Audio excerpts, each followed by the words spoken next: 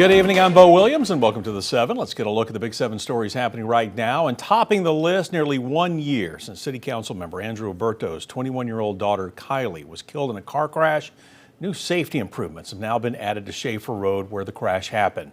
Today, Knox County officials and members of the Roberto family gathered to unveil the new improvements and to honor Kylie again at the site of the crash. According to Senior Director of Knox County Public Works Jim Snowden, they have added rumble strips, new pavement markings that include reflectors so they are more visible at night, and more speed limit and approaching curve signs.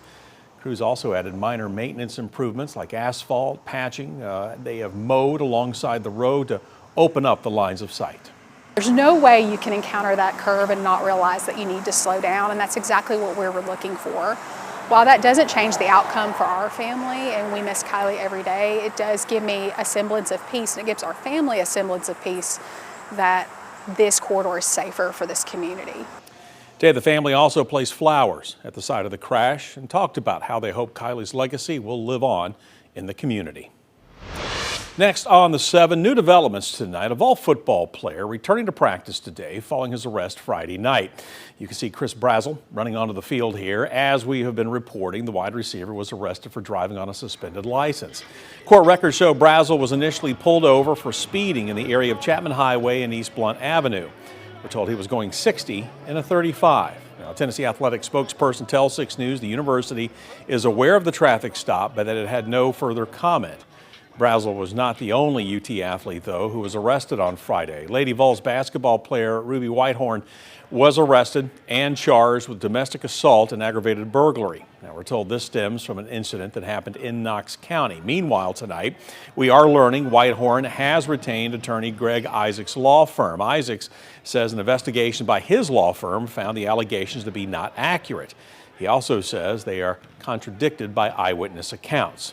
And in a statement, Isaacs also writing, quote, Miss Whitehorn intends to enter a plea of not guilty at her arraignment because she is, in fact, not guilty. He goes on to say Ruby Whitehorn looks forward to having this matter resolved in the very near future, end quote. Whitehorn, by the way, is due in court tomorrow. Next on the 7 for you tonight, one East Tennessee sheriff announcing that he will not run for re-election. We're talking about Greene County Sheriff Wesley Holt. In a letter, Holt said that his last day as sheriff will be when his current term expires in 1 year. Holt was first elected sheriff in 2018. Before this, he took the oath as a deputy sheriff in 1989. Now, Sheriff Holt says his first grandchild is on the way and that he wants to spend more time with family. However, while Holt is thinking about retirement, this does not mean that he is ready for it quite yet. Sheriff Holt says he will run for the 5th District County Commission seat in the May election. Next on the 7 for you, Muse Knoxville is looking to expand and it will not have to move very far. City leaders announcing today plans to lease the Jacob building at Chilhowee Park to the Children's Science Museum. Muse already leases its current building, also at Chilhowee Park, from the city. The change in location would increase the museum space by 47,000 square feet, making it better equipped to serve the nearly 140,000 visitors it sees each year. Now, the expansion is in part being funded by a $25 million donation from the Clayton Family Foundation, which has been in talks with the city about a project like this for the past several years. If approved by City Council next week, the lease will begin this fall. Have 5 years to do that construction, but my understanding from speaking to their leadership is that they would hope to open in the summer of 2028. No. Other events like the Tennessee Valley Fair also use the Jacob building each year and will continue to through the fall of next year. Next on the 7 for you, a new Beacon poll found more than half of Tennesseans support the idea of expanding Tennessee's new school voucher program. Here are the results of the Beacon poll. It found 56% of respondents support the idea, 30% do not, and notably around half of Democrats polled support expanding the voucher program.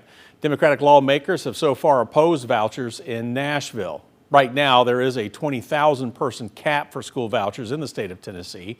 Around 40,000 applied for school vouchers this year. The $7,000 scholarships allow children in grades K through 12 to use state funds to attend one of more than 200 private schools across the state. Well, tonight, wildlife officers urging people to use caution while out on the water after someone was cut by a boat propeller TWRA says this happened on Norris Lake near Hickory Star Marina in Union County Saturday afternoon.